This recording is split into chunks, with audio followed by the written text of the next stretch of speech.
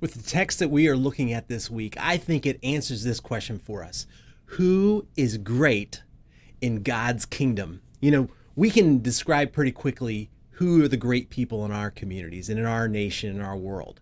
It's greatness is determined by beauty. Greatness is determined by power, by money, by accomplishments, business ability, popularity. There's just so many things. We have a whole category of people that earn their living by being influencers. So all they do is social media, and people follow them on social media. They're just marketers.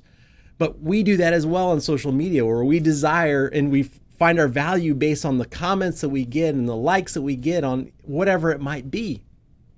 But in God's economy, what does he value? In this text, I just love how it transitions from last week, because he started off by saying, here's how you get into the kingdom. It's through the gospel. You don't work your way into the kingdom. And he highlighted that with the rich man who was loving his money. All these, in other words, he was idolizing, making an idol out of his money, and he wouldn't give that up in order to follow Jesus. But then remember, Peter speaks up and says, hey, we've given up all those things to follow you. And at that moment, pride is starting to sneak into his disciples. And he ends last week's passage with, but many who are first will be last, and the last first. So he's transitioning from that idea. How do you enter the kingdom? It's through the gospel. Now, how do you have significance within the kingdom? What does God value? What is his economy based on? What kind of money gets exchanged in his kingdom? And I'm just going to go right to the last part of this section, because I think he says it all right here. Verse 43, but whoever would be great among you must be your servant. He just flat out says it. Servants are the ones that are great in my kingdom. Whoever would be first among you must be a slave of all. Like the one that's serving everybody else, the bottom of the ladder is the one that God cares about more than anybody, not the top person. And then finally, for even the Son of Man came not to be served, but to serve and to give his life as a ransom for many. In other words, Jesus did that as an example for us. He led in that way. And we'll talk more about that, because that's where the passage starts off. He says, and they were on the road going up to Jerusalem, and Jesus was walking ahead of them. And they were amazed, and those who followed were afraid. And taking the 12 again, he began to tell them what was to happen to him. So this is the third time in Mark where he is describing what's going to happen to him in Jerusalem, saying, see, we are going up to Jerusalem, and the Son of Man will be delivered over to the chief priests and the scribes, and they will condemn him to death and deliver him over to the Gentiles. And they will mock him and spit on him and flog him and kill him. And after 3 days, he will rise. So before I go on to the next section, he's basically laying down, like, guys, this is what ultimate servanthood looks like. He is the first, and he is laying himself down as a servant for everybody. So that he's like, guys, this is the example of what we're about to talk about. And Mark takes us to kind of a crazy, unbelievable question that James and John ask. It says, James and John, the sons of Zebedee, came up to him and said to him, Teacher, we want you to do for us whatever we ask you. And one of the things that occurred to me today is that I basically say the same thing every time I pray. I mean, it's like, so I can understand this. It's like, God, I'm asking you for this. Would you do that? I mean, every time I ask, could you say yes? Verse 36, and he said to them, but what do you want? What do you want me to do for you? And they said to him, grant to us to sit, one at your right hand and one at your left in your glory. So they're a little confused still about the way things are going to be unfolding, but they do believe and know that he's the Messiah. He's going to be on the throne, and they want to be on the left and right. They want to be in the most prominent positions possible without obviously being in his chair. And Jesus said to them, you do not know what you are asking. Are you able to drink the cup that I drink? And it's just amazing how patient he is with them, because he's not jumping down their throats. They, because of their ignorance, they don't get it. He says, or to be baptized with the baptism with which I am baptized. And in other words, Jesus is about to receive on the cross all of the sin of the world is going to be put on him. And then the wrath of God comes in to him. And it's not fully clear on how to understand exactly what's going on there, but it's an exchange where my sin and the things that I've done wrong go to Jesus and they go onto the cross. And he merged that. This idea of baptism is my sin merges with him, so that on the cross, my sin dies with him. The price becomes paid. He's buried and he's resurrected, so that because of my faith that I put in him, and I say, I believe that Jesus Christ died for my sins, and I confess that and I repent. Because of that, I merged with him as well. That's that idea of baptism there. And they said to him, we are able. So they still don't get it. And he said to them, the cup that I drink, you will drink. And the baptism with which I'm baptized, you will be baptized. And that's, Jesus is letting them know that in kind of coded terms here, that they're not going to understand now, but they will understand that they are going to die for their faith. And we know from history that all of the disciples, with the exception of one, were martyred for their faith, and they were forced to recant or be killed. And none of them recanted, and all but one of them died early through being killed for their faith. In other words, they laid down their lives for the gospel and following him, and they did that in service of other people. But to sit at my right hand or at my left is not mine to grant, but is for those for whom it has been prepared.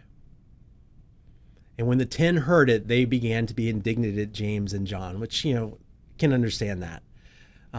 42, and Jesus called them to him and said to them, you know that those who are considered rulers of the Gentiles lord it over them. So in other words, you guys know how the secular leaders just kind of are so cocky and prideful and bold and mistreat the people around them and just lord all their power over everybody. You guys know how that works? He said, and their great ones exercise authority over them, but it shall not be so among you. But whoever would be great among you must be your servant. And whoever would be first among you must be slave of all. Jesus is saying, guys, power, money, significance, influence, likes, comments, beauty, athleticism, popularity, awards, business ability, moving up the corporate ladder, past accomplishments, incredible adventures and stories to tell around the campfire, whatever it might be that we value in our world. He's saying, I don't value any of those things. I don't value any of those things. Now, God uses those things. He can use those, but he doesn't value them. What does he value? He values servanthood, people to serve one another and humbly help one another.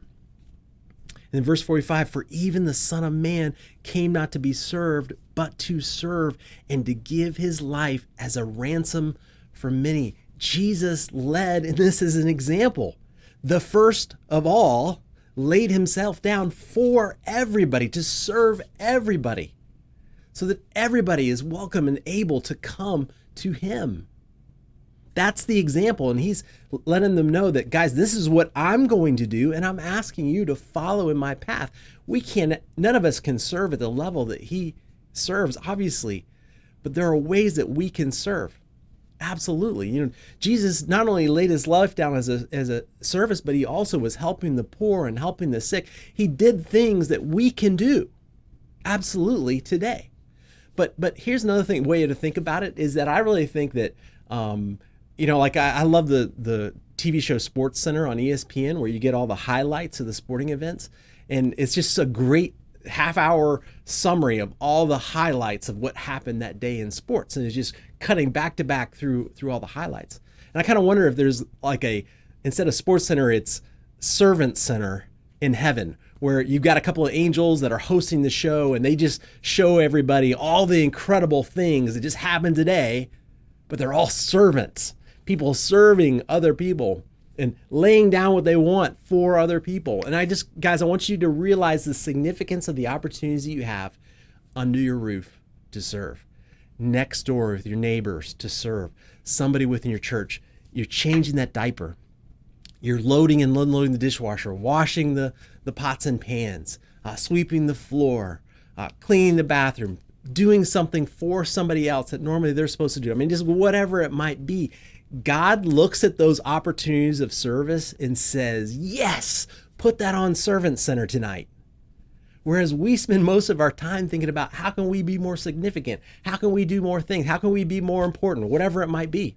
And also think about it in the context of all the just difficult moment we're in right now in politics and the national news and all the tension, the anger and the hate and the distrust, and people have lost hope and they're worried about the future. I mean, there's just all kinds of things that are just so hard right now. This is the way forward. The way forward is for us to start loving people and loving the people that are just right around us. When you're changing that diaper, when you're, cleaning that thing at the home or helping out or serving one another, when your fellow believer has asked you to pray for them in a specific way, to actually get down on your knees and pray for them, that is serving them, and it is significant in the kingdom of God. Brothers and sisters, we want to be significant in God's kingdom and not waste our time on things that God doesn't consider significant, that aren't valuable to him. And I don't know where God might be leading and calling you, but I do believe that you know who God has in your life to serve. Your spouse, your children, your parents, your neighbor, your coworker, your boss, your employees, your people within your intentional relationship and your intentional communities. All those people are the people that God has called you to serve. Be the least and serve them. And let's see how God just delights in that. And let's delight in that. And let's value that. And let's pursue that, guys. And I look forward to getting to more of this text this Sunday and discussing it with you all. Remember that you are loved.